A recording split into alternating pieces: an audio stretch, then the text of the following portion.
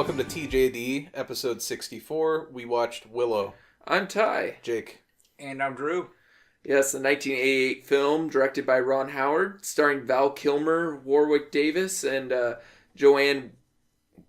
I never knew how to pronounce her last name. I think it's Whalley, but it's Whalley. Whalley? Yeah. Okay. Hot. Yeah. Hot redhead that married Val Kilmer after this film. Good for her. Yeah. Good for him. Good for him. Unfortunately, it didn't last, but they did have a son together. So. Did they name it Willow? No. I don't know what his son's name is, but I don't think he's an actor. So. Anyways. Wait, it must be the same kid that was in... as I grind the pod to a halt. The Nice Guys. Wasn't that... Yeah, that was his son. Okay. Yeah. Crazy. Yeah, small world. Well, not really, because Shane Black and Val Kilmer are good friends, and that's why he did it for him. Remember? Because they were in the Kiss Right. Kiss Bang Bang. Speaking of small... Oh, yeah. Anyways, Warwick Davis, for those of you who don't I know. was going to say my penis. I set you up for it. I'm sorry, I took the high road for once. You didn't take the Thai road. No. Warwick Davis is a, midget? Short people? Like, what? I'm trying to... I think midget's like a racial slur. Really? Okay. Yeah. Short person? Short person, then? Got no... God damn it, no! No! You had to know that Randy Newman Get would your be coming Randy to this Newman pod. shit out of here. Short people got no reason. I'm putting that video in the link. This is going in... It needs to be a part of the show. Maybe you should just make your own music video. Yeah. I'd pay to see that. Just pointing and laughing at midgets. Jeez. Uh, And you just called me yeah, out for I was just saying going to the say, I word. go out of the way to tell you that's probably not the preferred vernacular. I don't know, because, like, you have TLC or something, they use it, but... I think it's little person. Okay, little I person. think. I mean, no disrespect. I honestly don't know the proper term. Right. So... We're uncultured. We're real people. Wow. Drew's face. I just had to say it.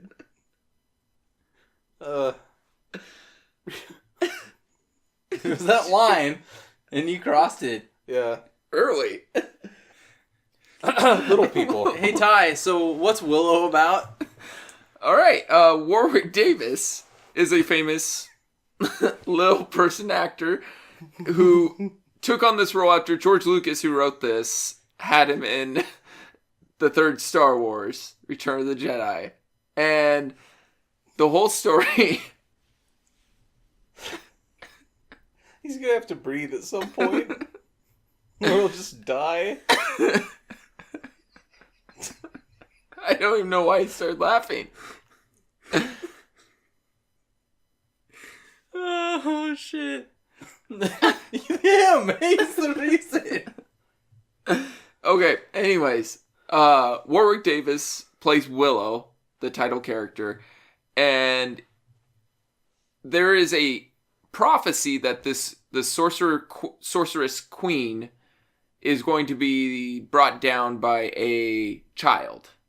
And so she seeks out all the pregnant women once she hears about this prophecy and makes them wait in a dungeon until they have their child. The child is finally born, and they know it because there's a mark. The child is then snuck away by a midwife, who then sends it down a river, and it winds up in Willow's care. So then it's up to Willow, who's a practicing sorcerer or wizard. / magician. Yeah, / just magician. David Blaine shit. To try and... Still good. Take the baby. They know nothing about the prophecy, but they know it's not their race, a baby, and so they say, hey, take it to, and they have a word for the humans. It's like, it starts with a D. Yeah, Denarians or something like that. Daenerys Targaryen? Yeah, Daenerys Targaryen. Yeah, sure. They're like Twi'lek or... I think they called them Biggins. Yeah, they did actually, but they're Biggins. But No, it was like Dyke something. Not listen. It was like Dwylek or something, or It was something like that. yes, Dykeen, or there, something like that. yeah. Didn't But- just say that for the sake of saying Dyke. Like a dam? yeah. Okay. Yes. Sure. Anyways, it's up to him to take it, and he even receives a prophecy while he is out exploring. Daikini. Is it Daikini? I didn't even have to look that up. I just remembered it. But along the way, he runs into Val Kilmer, who plays Mad Mardigan, who's an excellent swordsman and warrior. And they also run into the Queen's own daughter, who is trying to find the baby, but seems to have a change of heart. And all while this is going on, there's also a war brewing between the Queen's army and the rest of the land, I guess. They don't really explain. Just the rest, everybody else seems to be fighting her. Right. And just Willow trying to believe in himself that he's a sorcerer, but also save this baby. Yeah. Yep. And hijinks ensue. And I'm going to start with a con. Even though I do enjoy this movie, the brownies are awful. I knew you felt that way. They are. They are terrible. I will agree with you. Kevin Pollak, who you might know from The Usual Suspects or End of Days or The Whole Nine Yards, he plays one of the brownies. This was one of his first roles. And they're just like little annoying sprites. Yeah. That just follow Warwick Davis around to protect the baby as well. And they really add nothing. I think they were supposed to be comic relief, but it doesn't work that way, really. No, they are Jar Jar Binks before Jar Jar Binks. I really think the movie would have been more enjoyable if they just weren't in it. No, yeah. Or you just have them in that part where the hawk, is flying with the baby, and you take it back and then get them out of the movie right there. Because, yeah, I didn't really like him either. I just didn't see the need for him throughout the whole movie, The only other scene that they were kind of necessary was when they accidentally put that love fairy potion on Mad Mardigan, and he falls head over heels for, I don't remember but for Joanna Whaley's character. I would have done that anyway without the love potion. I was gonna say he didn't fucking need that either. No, she's hot. Mm-hmm. Pro. Pro. It's a good looking woman. Yeah, she was. You say pro, Val Kilmer, good looking man. He's a good looking man. Oh yeah, in this movie. I like Kilmer in this movie. It's hard to not like Kilmer in a movie. He's just good at being that kind of character, I guess. I think he brought a certain element to the table that I can't really define. I can't really put it into words, but I think, I don't know, the role that he brought, amongst all these other kind of zany characters, he was more so one of the straight guys, kind of. Even he himself was kind of out there. Like when he's in the cage and he's like he has goofy, out. yeah, he has Right. goofy moments. He's like a wild card. Mm-hmm. Yeah. And he's not funny enough to really be outright comic relief. Mm-mm. But he's got moments here and there. Yeah. No, I love Mad Mardigan, the character in this, and I think Val Kilmer does a great job playing him. This was back when Val Kilmer picked roles and he gave a shit about. So before he started doing either direct to video or he was having to do studio projects he didn't care about, like Top Gun. MacGruber. Actually, he liked MacGruber, so I just had to take a jab at you. But no, Val Kilmer is a very big positive in this film. I would say arguably he's one of the best parts of the movie. Yeah, I like him. Not a pro, not a con. I'd say more so pro than con. Warwick Davis. He's adequate. I think some of the issue was he was still very young in this film, and this is one of his first roles where he actually was out there. Right. So it was because he was an Ewok, so he in Return of the Jedi, so he really Like, yes, he had to act, but in a costume and yeah. Was this like one of his first roles where he was like a lead? I believe it was. Yes. I mean, I can't imagine what else. Yeah, I don't know. I was saying until Leprechaun came out, but that didn't come out till the 90s, so let me look at his filmography quick. Oh, Leprechaun. Never seen it. And then he was in all the Harry Potter films. He was? Yeah. As who? He played a troll, like one of those, or the no, at the bank. Oh, okay. He's one of the goblins. Yeah, there we go. And then he was also the music teacher. Okay. Phileas Flitwick. Yep.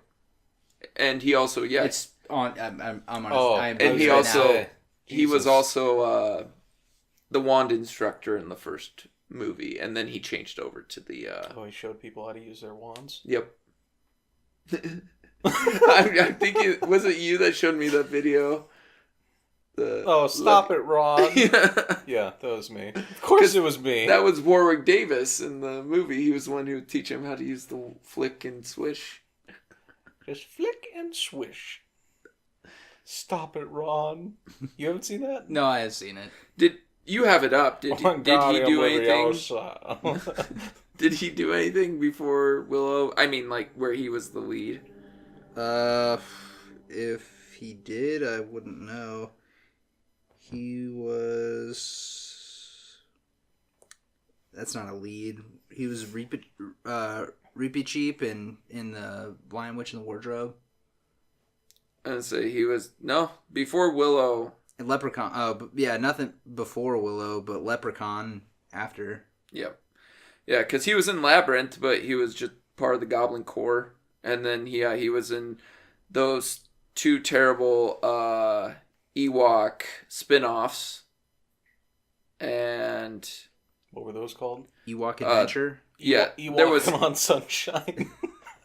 There was Caravan of Courage and Ewok Adventure. And then the one I have, Ewoks The Battle for Endor. That's the one I own. But... I still think Ewok and On Sunshine would be... Oh, fantastic title. But yeah, he did Leprechaun, Leprechaun 2, and Leprechaun 3. Every Leprechaun year. 4. Oh, in space, yes. All right, so Warwick Davis in this movie, what?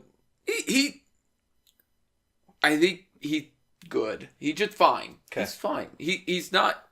He's not knocking it out of the park, but he's serviceable. Yes. Okay. I agree. Yeah.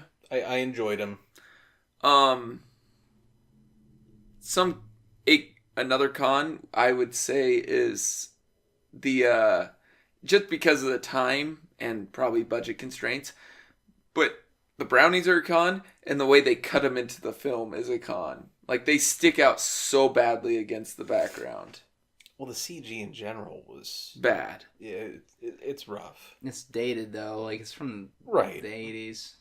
Understandable. Yes, but sometimes it's like, if you know you can't make it good, why do it? Because you're George Lucas? Yeah, that's true. And he doesn't know when to stop? No, that's true. Because I was going to say also, like, the dragon scene. That dragon looked... Like Clint Howard? Yeah. Which, I mean, I read that, but at the same time, either Ron Howard was joking or somebody misquoted him or something. I just like the thought of Ron Howard being like, yeah, my brother's fucking ugly. Like, Jesus Christ. Which, if anybody doesn't know who Clint Howard is, if you watched any of the Austin Powers films, he's always that first guy who, like, notices the ships that look like a dick or boobs. He's in The Waterboy, too. Yeah, he's in The Waterboy. Not wearing any makeup. That's one sexy beast, Drew. He hasn't aged well. Well, he didn't since he was a baby. It's a face only a mother could love. Not even.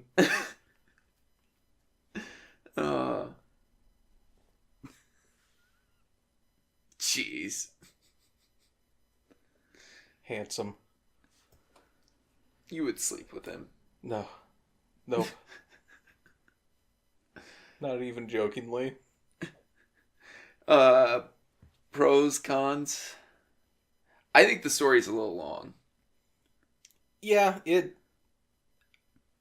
either that or the pacing is weird. Mm-hmm. Like, there's a lot of, like, you could say the same about Lord of the Rings. You could say the same about really any fantasy adventure movie, that sometimes they feel a little bit... Hey, Dungeons and Dragons, the movie, is amazing. Don't you dare say that. With Marlon Wayans? Yeah. Wasn't Jason Statham in that? No, that was Dungeon Siege. Oh, excuse me. How dare I mix the two? Or like A King's Tale or something like that. A Dungeon Siege movie. I don't know. It was... In the Name of the King. In the Name of the King. A Dungeon's Tale or something like that. It had like a colon. Yeah. I didn't see that one. I don't know how good it was. We at the end of our rope here? No. I got... What do you guys think of the costume designs in this? Like you had... I mean... all the military dress ups, Mardigan did a lot of dressing as well. The queen you said looked exactly like the Snow White queen. Yeah, she looks remarkably similar. Yes, which I was like, did George Lucas kind of steal that look or? But I'm sure. Yeah, they definitely beat him to the punch. I don't know. All I'll say is I hadn't really thought about costumes, which is probably good. Like, if you watch a movie and you don't really think about the costumes, that means it looks, about the way you would imagine. Like, nothing jumped out, really. The only thing that really jumped out to me was, like, what the fuck was the trolls. They didn't look like a traditional troll. They looked like a guy in a monkey costume. Yeah. Yeah, I'd agree with that. Because you guys even asked, you're like, what the fuck is that thing? I'm like, it's a troll. Everything else, though, like Kilmer's wearing, the armor was shit. Sweet. The skull mask was awesome. Whalley was wearing, like, some crazy feudal Japan looking shit almost. That was hot as fuck. I don't know why. It all looked pretty authentic. Yeah. It was cool. Okay. I thought I'd ask. I mean, even the villagers, they wore what you would think of when you imagine, like, they wear Hobbit-ish clothing. Right. I don't remember what they refer to themselves as. Can we just call them pretty much Hobbit ripoffs? Yeah, just call them hobbits. Okay. Because I don't remember what their race is. But the Hobbits... Or you could call them Bobbits. John Wayne? Like Lorraine Bobbitt? John Wayne Bobbitt? Was his name John Wayne Bobbitt? I don't know. Do I have to look this up? No. I'm looking it All up. that matters is he's dickless now. Jeez. Actually, they attached it, didn't they? Some Frankenstein type of dick. They're called Nelwyns, by the way. Oh, Nelwyns? Oh. I think he did a porn, too. Called Franken-Dick. Warwick Davis? No. No, Warwick Davis didn't get his dick cut off. Yeah, it's John Wayne Bobbitt. Look up his pornographic career. I'm just kidding. I mean, you could. Let's see. Legacy. He has a tab for Legacy. Yep. Got cock chopped off. That's it. I don't see anything about him being in a porn. So. Huh.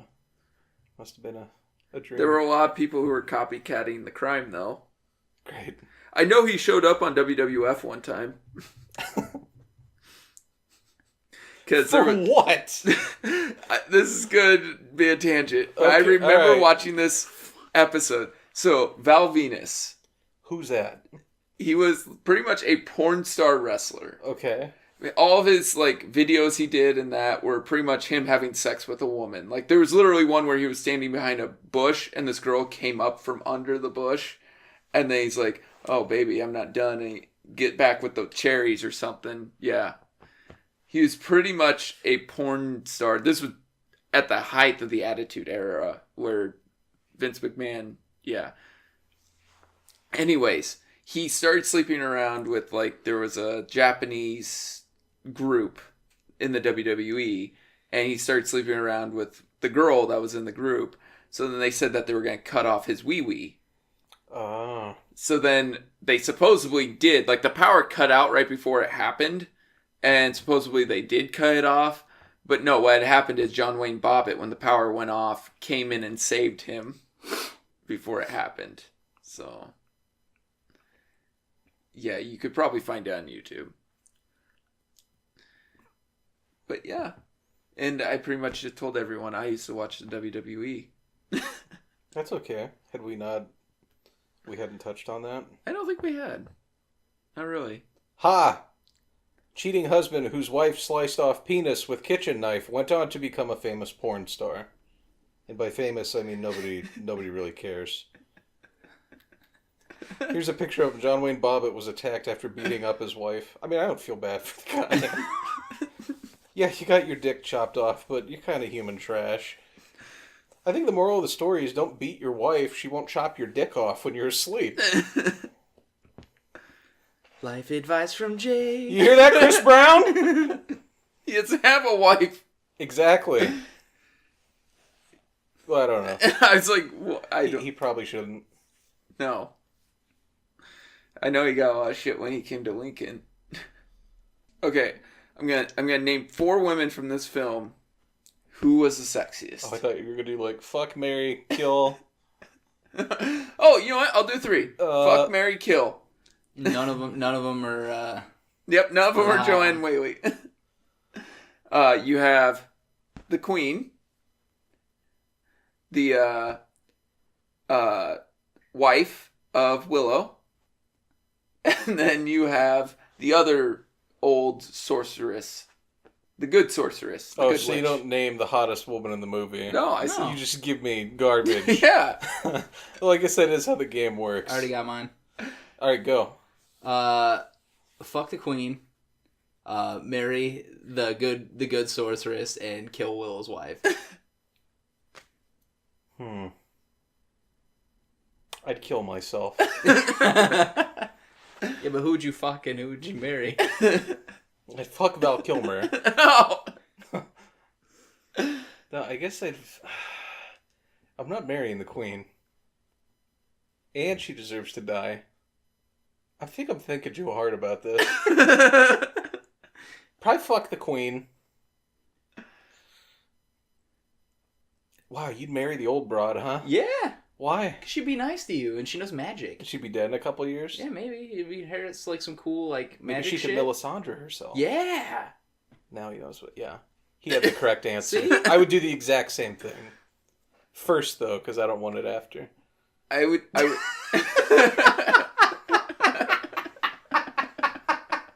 We're already degrading women, so Jeez. I don't want some busted shit after a couple years. Dude, that thing's already busted. Yeah, that's true. I was gonna say I was going to. When you've been a goat and a crow and all that shit. Yeah.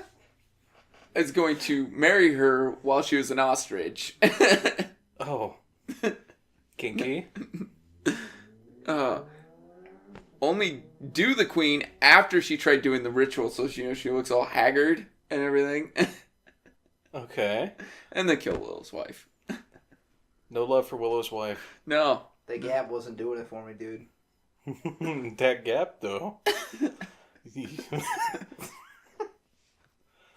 I'm sure she's a nice person. I'm sure. But. Nah. I don't think just because you're a little person, you're automatically a nice person. Wait. Okay. I don't know why that... I think I took it the wrong way. Yeah, you did. Let's move on. I don't even know how... This is gonna suck. I'm getting more and more disturbed with how fucking much this is gonna suck ass to edit. It's my own fucking fault. I was gonna say that's the funniest part. You do it to yourself. So, how would you compare this to other fantasy adventure movies? I think it has a lot of a Princess Bride feeling. I think watching it, like, I don't know, it kind of feels like it was shot the same as Princess Bride to me. But you could kind of see like the Lord of the Rings-esque thing where instead of taking a ring and destroying it, he has to take the baby and destroy it. Yes. Yeah, it's a win. No, I got that vibe like at the beginning where they're they pick the fellowship and then go take the baby off and then instead in this one the fellowship leaves him. fellowship leaves Frodo too. Well, that wasn't their own choice. Yeah, they get separated. Frodo got separated and ran away from them. This one, they all were like, fuck this. We found a human. We're done. I got a pro/con. That fucking old lady is a ferret or whatever. Oh, God. Dude, that's a pro. The voice she was doing. And then come to find out that's like almost her real voice. Yeah. That was something. I didn't know what was going on. And then she was a goat. Willow, you have to use the magic staff in order to get me back to my normal self. That was pretty close. It picked it up. Good. No, yeah, that was a little weird too. Like, I get why they needed her around, but it was a little, some of that, like, I just thought of this. The transformation, like when, near the end, when they are outside the evil queen's castle, and she turns them all into pigs. Yeah. That was kind of a neat transformation. Yeah, the transformations are pretty good. Like, you can... I'm trying to think of all the different ones. Like, they had the ferret thing turning into a crow and then into a goat, and those weren't always great because a lot of it seemed... Maybe I'm not remembering right, but it was kind of off-screen for a lot of it. Yeah. Like, the crow you see for a minute, it's like a little fuzzy ball with feathers, and then it transforms. But, like, I thought a lot of the, like, practical effects were pretty good. Like, the hog-looking things, like, with rat tails, like... It's weird, but it's familiar enough where you're like, is that a boar? Or is it a dog? Or, it's got a rat tail? What the fuck is that? But like you had said, what are they, the orcs or whatever? Oh, the trolls? Yeah. Yeah, those, it looked like a monkey suit. Like, it was pretty bad. And then when he accidentally turned one into the two-headed dragon, that looked like shit. When it, like, just formed into, like, a little mass or whatever, and they kicked it off the bridge. Right. But, no, the pig stuff was cool. Like, it showed, like, the hand turning into the hooves. And everything. Yeah. Mm-hmm. Yeah, I enjoyed it. You see, and it's weird, because, like, this was done with Lucas's, like, animation studio or whatever, his light and art studio, whatever it's called. Industrial Light and Magic. There we go.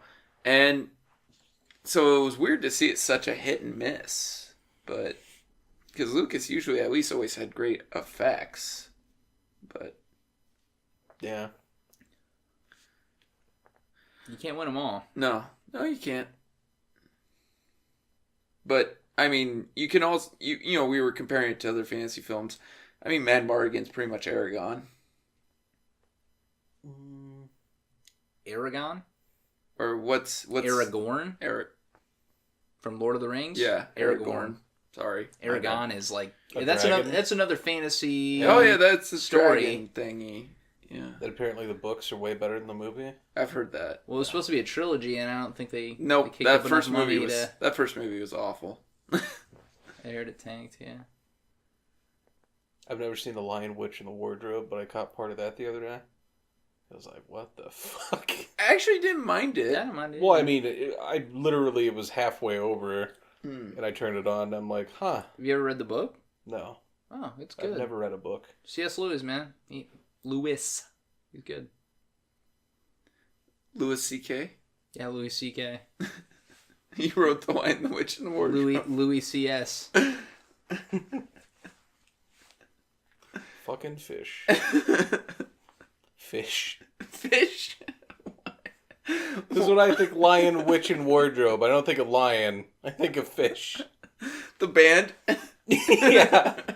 Because they have that song Wilson. Oh, God. What does Wilson have to do with it? Russell Wilson. Oh. Yeah, that's what NFL teams will play to taunt Russell Wilson. How many, like... Random tangents? Yeah. That's like, man, we are... You just had, like, 6 conversations with yourself. Yeah. Whoops. That happens. This film, though, never... Like, they originally did plan to have sequels with this film, too. but they never did. It wasn't like a box office bomb. It made money. It made pretty much it double its budget, so it made money. Right. But it wasn't as successful as Lucas wanted it to be, so he just wrote a few novels to finish the story. Well, I mean, when you've done Star Wars, you probably have unrealistic expectations. Yeah.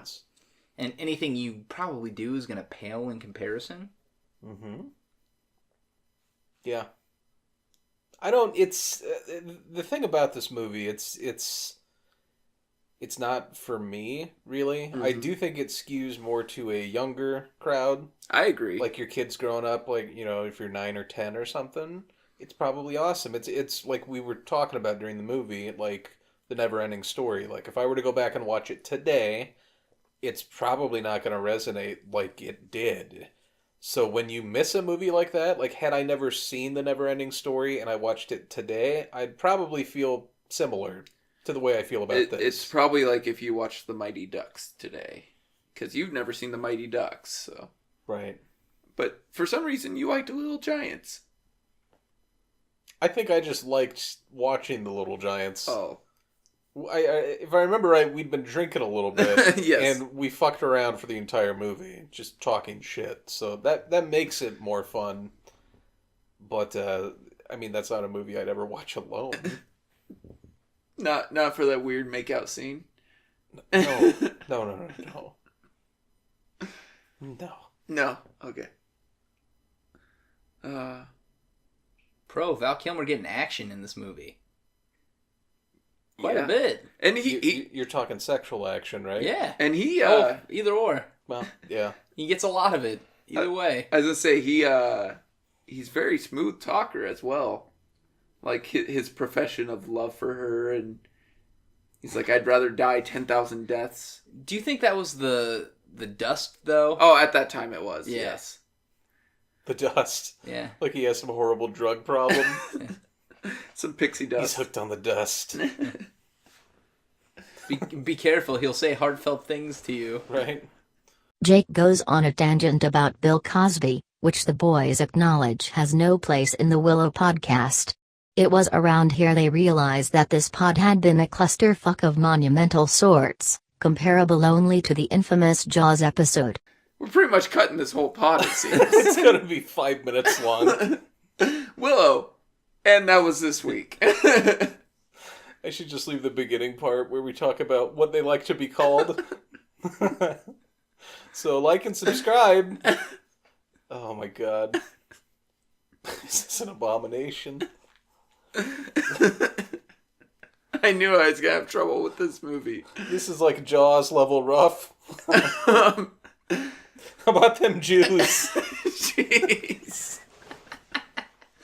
Let's not go back there. Oh, we've already derailed the train. We might as well hurl it down the side of a cliff. I was going to ask what you guys thought of the chase sequence with the cart. It was good when it didn't skip. Yeah, that's true. So some of the issue too is we lost some of this movie. Yeah, a little bit. Yeah, I'd say at least 5 to 10 minutes of story we lost, which may not have been a terrible thing, but hey, the price was right. True. You didn't have to buy it. No, I didn't. You got to get a loaner copy. Mm-hmm. We appreciate it being loaned out. Yes. But it skipped around a little bit. We had to backtrack a little. We watched the same scene in reverse probably, 4 times? Probably. We kept, like, starting it again a little bit further, hoping it would, like, get over whatever was going on, and it just kept jumping, and, yeah. The club was jumping. Regardless, I think she deserves a shout out. Thank you, Steph, for providing the copy of Willow. Yeah, thank you. And Dan. And Dan. I don't know if you were involved. I'm sure he was. Okay.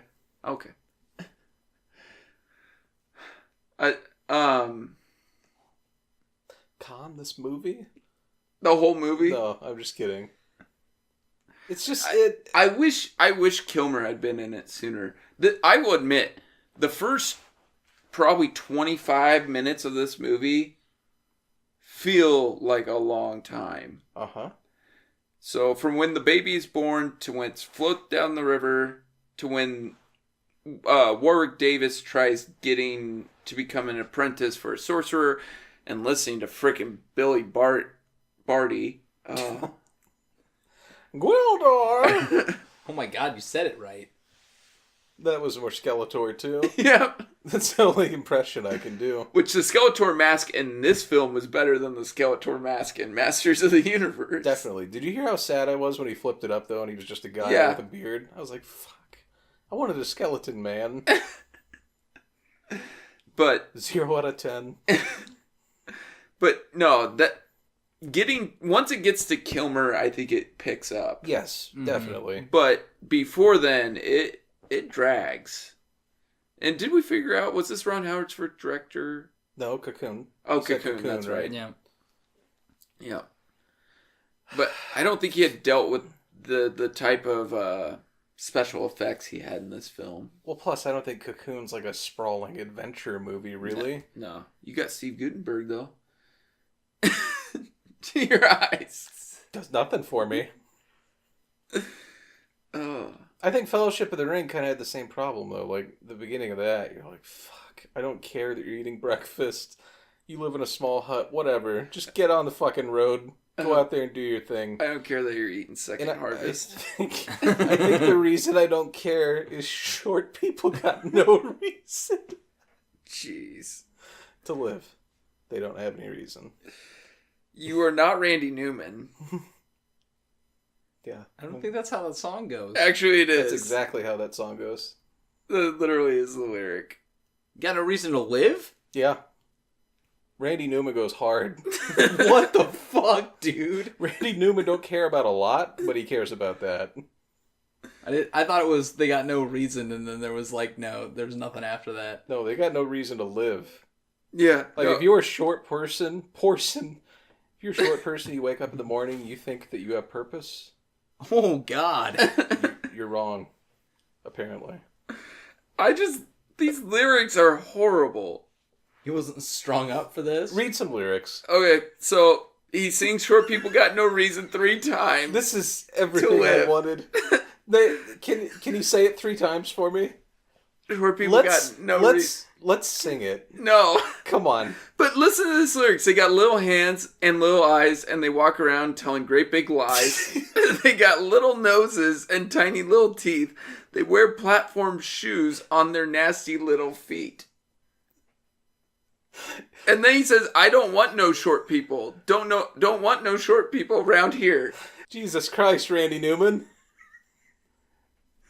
How did his record label be like, yeah, that's fine? Well, see, because he tried to change the song about halfway through. He goes, short people are just the same as you and I, a fool such as I. All men are brothers until the day they die.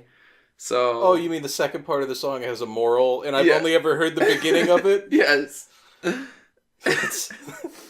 record label's like, well, the first part's fine. But actually, oh my gosh, it really doesn't get better, though. All right, continue then. Okay, so then he goes, short people got nobody to love. He, does short people got nobody 3 times, and he says, to love. Then they got little baby legs, and they stand so low, you got to pick them up just to say hello. They got little cars that got beep, beep, beep. They got little voices going peep, peep, peep. They got grubby little fingers and dirty little minds. They're gonna get you every time. Well, I don't want no short people around here. Dude, this is so fucked up. Wow. And that's a song, that is the man who wrote You Got a Friend in Me. Right. Jake sings a truly horrifying rendition of You've Got a Friend in Me that makes everyone uncomfortable. We have to nuke this pod. It can never see the light of day. Alright, moral of the story. Randy Newman's a bad person. And he's got no reason to live. He's still alive. Of course he is. Terrible people never die. Jeez. Actually, that song's pretty great. I don't care what anybody says. But why? What did a short person do to Randy Newman to make him go, fuck that guy? I could not tell you. I don't know. If I knew, I probably still wouldn't tell you, but I don't know. took his kid to see a mall Santa, and the elf was pissing him off. Oh, speaking of Santa, Tony Cox shows up in this film. Is that really how we're gonna do that? Yeah. Okay, let the record show you're just as bad as me. Dude, that segue was on. Oh. Well, how else was I supposed to remember? That was beautiful. Wow, if we have short listeners. What if Evan emails me? He's like, "What the fuck, man? You didn't know I was a short person?" Yeah. Evan, if you're short, you're all right. I don't care what Randy Newman says about you. I can't believe I did a spoken word version of Short People. It was pretty great. That might be the best thing ever. That song is awful. Awful good. No, it's not. It's an awful good time. Wow. Sometimes I listen to it driving into work in the morning. Really? Yep. I don't know if I believe you or not. That's the question, do you? You've known me a while. What do you think? Yes. Yeah. I imagine Randy Newman has enough money he could just pay short people and wear them around his mansion like moccasins. Oh my god. He just straps them to the bottom of his feet. I mean, that's what he thinks about them, clearly. But then they'd have a reason to live. Foot protection. Mm. I don't know where to go here. I backed myself into a corner. We're not even talking about the movie anymore. We're just talking. I tried bringing it back and then you went away. There's nowhere else my mind will go. It had short people. We have to talk about short people. We don't have to. Nobody that regularly listens is going to be surprised by where this went. Oh. Fred's going to be like, yep, that's exactly where it was going to go. Oh boy. Okay, Willow. All right, I'm gonna go do some of its box office information and ratings. Okay. So that or scenes. Well, let's do this. So Willow was a $35 million budget and it made 57.5. It opened number 1 on its first weekend. Open number 1. Yeah. Against. Well, don't worry about it. As I say, I think it does have it. Yeah, it was Lucas hoped it'd make as much as E.T., but it went up against Crocodile Dundee 2, and then Big and Rambo 3 came out later. So that's why it didn't stick around very well. But it has a 48% on Rotten Tomatoes, 79% user though. And then I did have IMDb up, but I accidentally. I call this a cult classic, right? It's like a cult movie. Yeah, I think so. There's a following. There's a very good following for it. It has a 47% on Metacritic, but 7.3 user review on IMDb. It also had a nomination for 2 Oscars, Best Effects, Visual, and Sound Editing.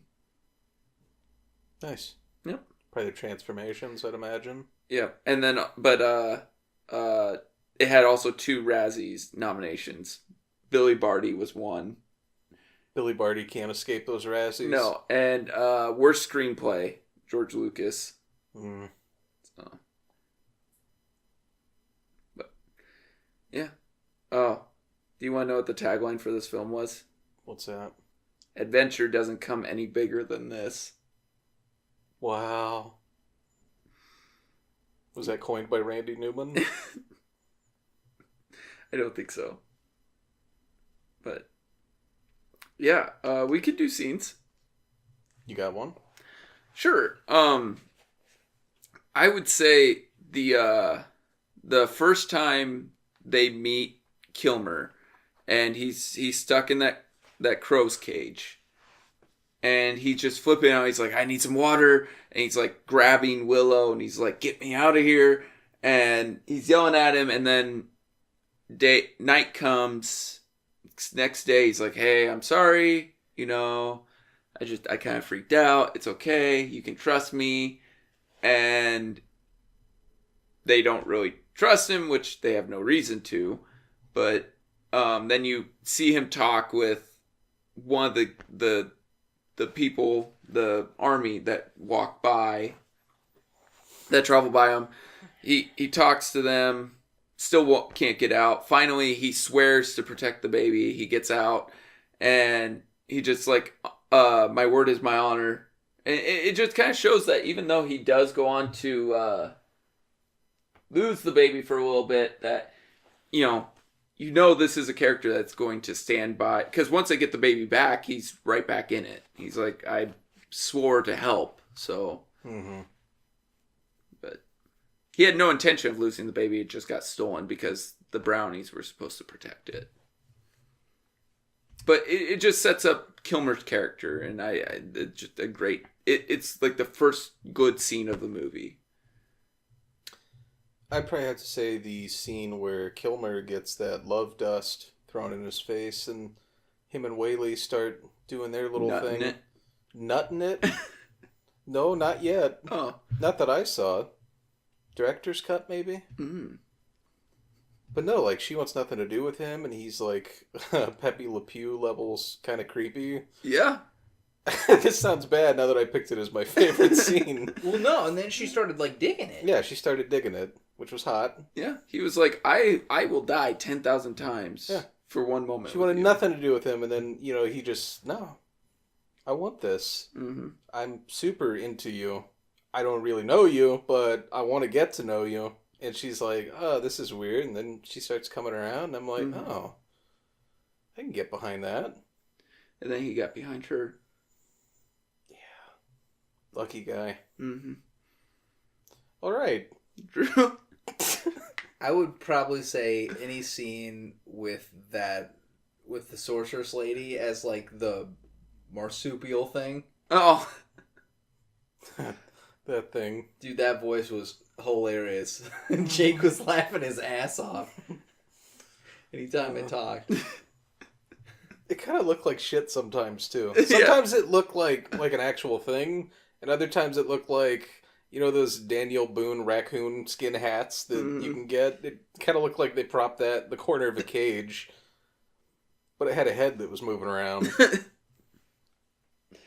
Let's say the only other scene I really thought of was after Willow decides to take the baby after receiving, like, the wisdom from the spirit or the fairy. He's told it's up to him to save the baby, pretty much. Mm-hmm. And he walks into the bar, and Kilmer's in drag because he was sleeping around with the girl, and she's like, "Oh, I can't let my husband see you," and that whole sequence where he's holding the baby, pretending to be the midwife, and the dude's feeling him up. Yeah, he's like, "Do you want to breed?" Tempting. Who says that? Do you want to breed? Do you want me to nut in you? Val Kilmer? That's a very forward question. You want to breed? That's the way it was, though, like, back in the day. Like, do you want to carry my seed? Was that a brothel? No, I think it was just a bar. Oh, okay. I think it was just a bar. That maybe had some wenches in it. That's what they were called. Mm-hmm. You're not wrong. No, I'm not calling anyone out. I'm not saying Kim Kardashian's a wench. Who breeds with a wench, though? No, but it was like the wife said, "This is my sister," or something like that, and right, or my cousin. It's my aunt's daughter, is I think what she said, which is her cousin. But yeah, interesting. Yeah, it was a pretty funny scene. Mm-hmm. Because that showed Kilmer's humorous, acting chops in this film. Right. So, he's more situational humor. Yeah. Unlike Top Secret. Such a weird movie. It is, but I love it. One of the best parts of that movie, completely off topic, but remember they're in the train, like towards the beginning, and the station is on another train? There's a part where the one guy he's with the glasses looks out the window and he sees a man running to catch a tree. And the tree's moving like a train. I laughed my fucking ass off during that scene because you're just like, what the fuck? Who thought of that? Holy shit, it's good. It's a wonderful movie. In the fucking cow part. Yeah. Where they dress up. Holy shit. It's wearing boots. Have you seen Top Secret? No. Dude. Gosh, that's a great film. Top Secret's pretty fun. I love Val Kilmer as an actor, but I don't know, he did a lot of good movies in the 80s and early 90s, and then he just disappeared until Kiss Kiss Bang Bang, and then again he disappeared. I don't know, maybe he's over it. Sometimes actors get disillusioned with Hollywood. I don't know. I don't know the Val Kilmer story really, but see, there was Kiss Kiss Bang Bang, and then really, and MacGruber for me, but not for everyone. But then before Kiss Kiss Bang Bang, though, the last thing I remember him being in was The Saint. Yeah, that was a while back. Yeah, which I love The Saint. Don't get me wrong, I love The Saint. I love Batman Forever too. I thought he was a good Bruce Wayne. Not the best Batman, but also he had a terrible director, so that doesn't help. When Batman's getting takeout, and that's literally a line. What was that line? Oh, Alfred's like, "Should I get you a sandwich, sir?" And he goes, "I'll get takeout." Batman said that? Yep. He was dressed as Batman. Yep. Jesus Christ. Which Batman did he have the fucking card with the expiration date that said forever? Forever. That Batman was Forever. No, it was Batman and Robin.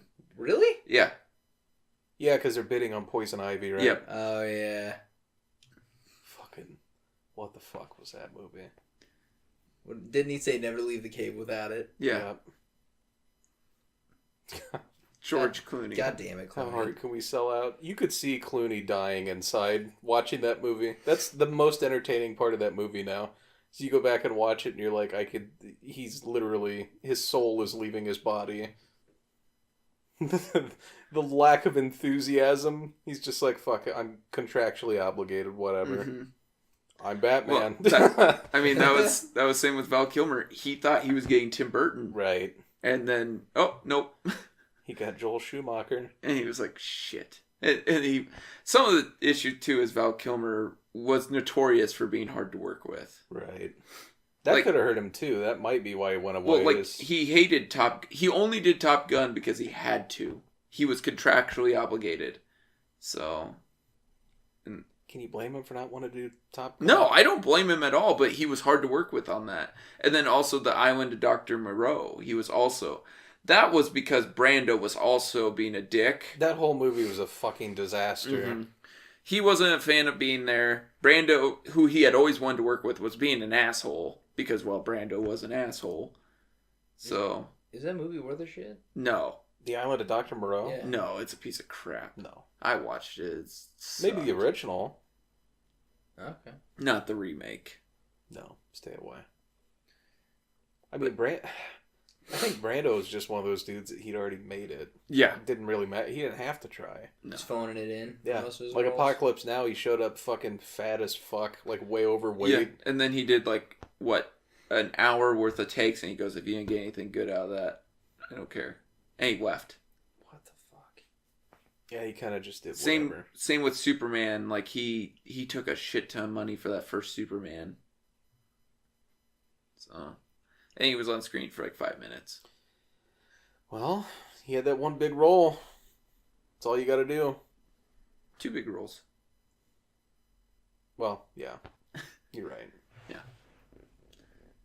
But once you've made it, yeah, you can kind of do whatever. But Kilmer, I think, yeah, some of it is what hurt him is he was difficult. When I don't think Ron Howard actually had an issue working with him though. Him and Warwick Davis actually became pretty good friends, and he met his wife on the set of Willow. So then he didn't have an issue. Top Secret, they never had an issue with him. If you treated him right and you came with good things, he respected you. But when you came with him with crap, and right. Other people who he either respects or he's supposed to work with are coming with him with crap, then he's not. But he signed on for the crap. You know what I mean? Yeah. Well, he didn't sign on for Top Gun. He had to. So, but yes. There's a time to sell cars. Yes. Okay. All right. Do we want to go into our reviews? You have anything? No? No. They're... Go for it. So this is one I've been meaning to do for a while. I will be honest, I did think about changing with Adam West's death to Batman 66. But I decided I was going to stick by my guns. If none of us do it, maybe that'll be my next one. We'll see. But Willow, I remember seeing when I was a kid. I did enjoy it a lot more when I was a kid. Like you talked about with Neverending Story, watching it now, maybe it doesn't hold up as well.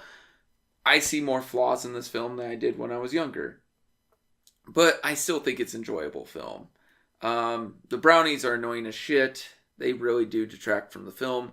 But Kilmer and Warwick and Whalley are all great. And it does have some unintentional humor. I think that adds to it with the whole sorceress being a tapir of some sort and then being turned into a goat. And it has a good message too of just trying to overcome evil. So I give it a good 7. If you're, and you know what, I would show this to my kids. There's not much blood in it. I would show it to my kids and not have an issue. Right. Yeah, I'd show this to my kids. There's really nothing in it in terms of violence or terror that would turn a kid off from it. I don't think it's a lot like the Neverending Story. Like, other than the crippling horror when you watch a horse sink into a swamp and it ruins your childhood. You don't get that in this, and that's a pro. But I'd already been destroyed by Watership Down, so it was a moot point.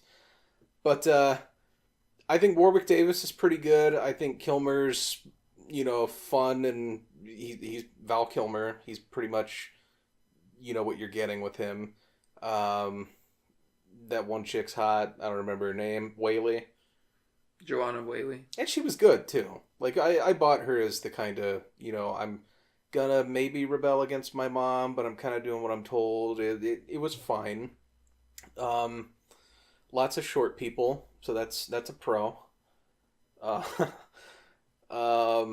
Special effects aren't very good. I get that it's dated, but it doesn't hold up. It looks pretty fucking rough today. The pacing is strange at times. It does feel long.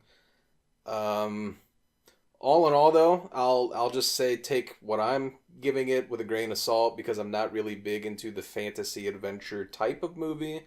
I'm okay with Lord of the Rings, but I don't love it. Like, there's not really any of those movies that I absolutely love. Like, as a kid, The Neverending Story, but I haven't seen it in, like, fucking 10 years, probably. So, I don't know, but I'd probably give it, like, a 5.5. It's pretty, middle of the road. Didn't hate it, didn't love it. This is my first time seeing this. I didn't really know what to expect, other than, people were saying it's a fantasy movie with Warwick Davis. And I didn't really hear Val Kilmer until later.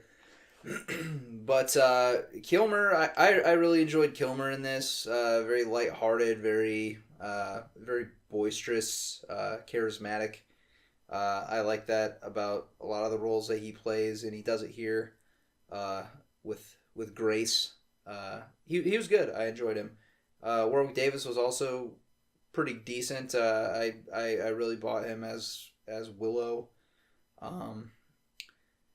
That baby was a great actor. I don't know. I'm just. I thought the baby was all right. Yeah, they actually had shots or whatever where they got like some good reaction shots from the baby. I was like, oh, that's actually quite interesting. I don't really see a lot of movies do that. I really one part of the movie I really enjoyed were a lot of like the battle scenes and stuff like that. I mean, they weren't the most amazing things I've ever seen, but in terms of like scale, it was pretty good for 88. Like we talked about with He-Man or Masters of the Universe, the fight scenes in this were way better. Oh God, yeah, absolutely, yeah, they were way better than He-Man. I thought Joanne Whalley was good. I overall I enjoyed the movie. I can see exactly what you're saying, Ty, about it's kind of more like a childlike wonder type of movie. going back and seeing it with the rose-colored glasses. That seems to be a common theme with a lot of the movies we go back and do, and they're just not. I don't know. They don't hold that same luster that they once had, or you hold it in a higher regard than normal. But yeah, it's an enjoyable movie. I think there are better fantasy movies out there. I'm not shitting on this at all. I enjoyed it. I'd probably give it a 6.3. And remind you said 5.5 or a 5? I think I said 5.5. Yeah. Like, I mean, it's a decent film. There are definitely better fantasy films, but right. And like I said, I'm not big. Like, it's not really my genre of movie anyway. No. So it's, I'm not shitting on it, not taking anything away from anybody that likes it. I understand why you like it. It's just not something like, I'm not going to throw this on when I'm just hanging out. Mm-hmm. It's just not something I'm into. No. It's a personal thing. All right. So Jake, you're next week. What do we got on tap? Did a lot of thinking. I decided to pick a movie that I'd actually forgotten that I had seen by a director that I think is pretty polarizing. How do you guys feel about Richard Linklater? I don't even know who that is. Dazed and Confused. Never saw Dazed and Confused. Have you seen Dazed and Confused? Yes, of course I have. What do you think of it? I like it. I think it's a cult classic, and it's hilarious. I love it. So Linklater has kind of this reputation right now. Well, it's hard to say. You either kind of love the guy or you hate him and think he's a pretentious douchebag, basically. And you can kind of see both. But and I'll be honest, his current stuff, like the stuff he's been doing lately, not really super big into it. Like, seen trailers, nothing has made me go, oh shit, I gotta go out and watch that. I can't remember. What has he done lately that's... Boyhood. Ah. And there's some other movie about... it's kind of like a spiritual successor to Dazed and Confused, but it's in the 80s. It's like it's like The Way You Want It, or... I don't know. That just came out, though, right? Yeah, not too long ago. I know the movie. I don't remember the name of it. It's some shit like that, but he's polarizing. He doesn't rub everybody the right way. But one thing he always does pretty well, and this movie that I'm picking, I think did it very well, was kind of philosophical shit with a younger crowd. He does that transition period between being a kid and being an adult really well, I think. And it's a movie with Giovanni Ribisi, Steve Zahn. So we're going to get Steve Zahn on the show finally. Nicky Katt. It's called Suburbia or Suburbia. The U is capitalized.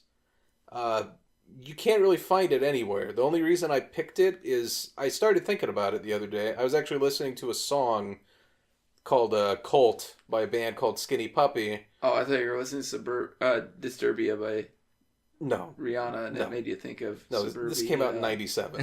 Rihanna wasn't a thing back then. But, yeah, I was listening to it, and I went, I wonder where I can find that movie. And the answer is nowhere. Like, it's really hard to find, but it's on Amazon. I bought it in HD. So, yeah, that's my pick. We'll have to stream it. But... definitely had an impact on me. It's weird, and I would say it's also one of those I haven't seen in a long time, and I could watch it and be like, oh. But I thought it was remarkable. So, yeah. I thought I'd share it. I was really trying to think outside the box. I'm like, what can I pick that neither one of them have probably seen? Mm-hmm. That's a good pick. I do love Steve Zahn. Yeah. And the guy from Office Space is in it as well. Which one? Samir. Ah. Not getting in a job? Yep. Not gonna work here anymore. So yeah, that was a long ass explanation. Suburbia. Okay. 97, there's another Suburbia movie, but that's... No. Suburban Commando? I think it's just called Suburbia. It came out in like 85. So, you really can't find this movie anywhere. Like, he did it a couple years after Dazed and Confused. Well, that's like, there was a film that came out, I don't remember the name of it, but it had Jennifer Love Hewitt and Will Friedle in it. And, like, they thought it was going to be a huge romantic comedy. And then they ended up screening it at one theater. And then they, like, hid it. That's not good. No, it was terrible, I guess. It's, like, one of the worst films ever made, so... Yeah. Anyways, anything from you, Drew? Mm-mm. All right. Thanks for listening. Yeah. How do you feel about short people? You know, I looked up what that was about, and they literally explained that it was about like terrible people, like short people, like it's a figurative term. Oh, like being wait. No. Yes. Like being short with people? No, it's not like that. Like short people, like terrible people. Bullshit. It's a figurative term. That sounds like I fucked up. How do I clean that up type of excuse. Yeah. With their little feet. What? You have to pick them up. Yeah. It's intending to poke fun at people who are short-tempered and small-minded. Oh. But also in stature. A lot of people didn't get the joke and thought Newman as a bigot. Huh. Anyways, like, share, subscribe. Welcome to the Randy Newman podcast. Facebook, Twitter, email, Libsyn, your favorite podcast app. Anything else? Anywhere else I'm missing? YouTube? No. If you're a short person, we didn't mean anything. No. Yeah, we don't. We're cool with everybody. Mm-hmm. Well, white supremacists? Whites supremacists? I don't think we're cool with them. Maybe not everybody. Okay. Let's not... Only Siths speak in absolutes. Fair. Which, coming from a Jedi, is actually an absolute, saying that only Siths do that. That's absolute as well. So therefore, Obi-Wan was a Sith. Are you George Lucas? No, but I could be. You could be. All right. I think that'll do it for this week. I'm Ty. Jake. And I'm Drew. Bye.